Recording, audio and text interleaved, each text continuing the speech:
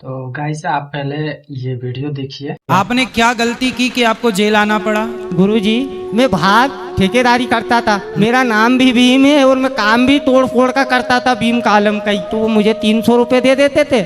50 का लाल का quarter P आता था। 250 रुपए का मैं सामान ला के घर में जो भी दाल पकवान जो भी थी मम्मी को ला के दे देता था।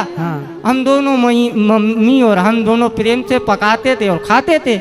अब एक दिन भैया आए, उनकी शादी हो गई थी तो उनने मम्मी को 2-3 थप्पड़े मार दिए। भीम तो भीम ही है। भीम को आया गुस्सा। भीम ने उठाया हथौड़ा। वो दिया घुमा के जैसा। भैया हमारी चीज। अब हमने कहा अब क्या करे, तो मम्मी कहने लगी बेटा कि अपन तो दो है, भाभी तो बाहर है, तो इसको दफना दे। तो मैंने कहा मम्मी दफनाने में तो टाइम लग जाएगा, अपने पास केरोसिन रखा है, इसको जला ही देते। तो मैंने आओ देखा ना ताव देखा, मैंने लकड़ी उठाई, वो घासलेट का तेल, मम्मी अंदर से माचिस लाई और कगिले बेटा जला दी। तो मैंने कहा अब उस दिन तो मैंने दारू पी रखी थी तो मुझे अच्छे बुरे का समझ नहीं था।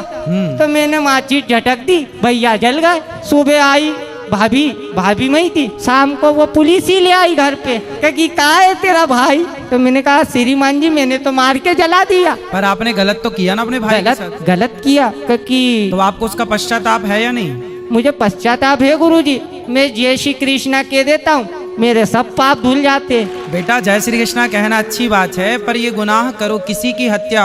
चलो उसने अपनी माँ के ऊपर हाथ उठाया, ये तो गलत था जी, लेकिन आपने उसे जान से मार दिया, ये बहुत गलत था। उस बात को मैं समझ लिया श्रीमान जी। वो हुआ मुझसे नशे में, शराब के नशे में थे जी। मतलब कुल मिला के निष्कर्ष ये निकला कि शराब ही सारे पापों की जड़ है। जड़। तो फिर आपकी माँ कहाँ है? मेरी माताजी यहीं जेल में थी, उनकी जमानत हो गई, वो बाहर चले गए। तो आप दोनों माँ बेटे यहीं थे? हाँ जी। तो माँ चली गई?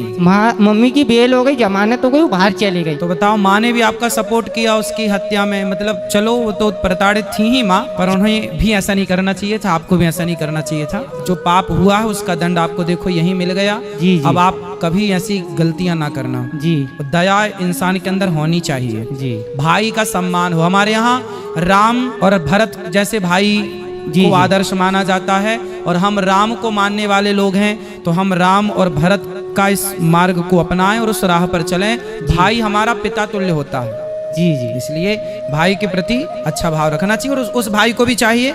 माँ पर हाथ उठाना भगवान पर हाथ उठाने के जैसा है, इसलिए माँ को कभी प्रताड़ित नहीं करना चाहिए। कि भगवान से पहले तो अपनी माँ है जो अपन को दुनिया में लाई। सही है। अब वो उसको कोई मारेगा तो हम क्या छोड़ेंगे?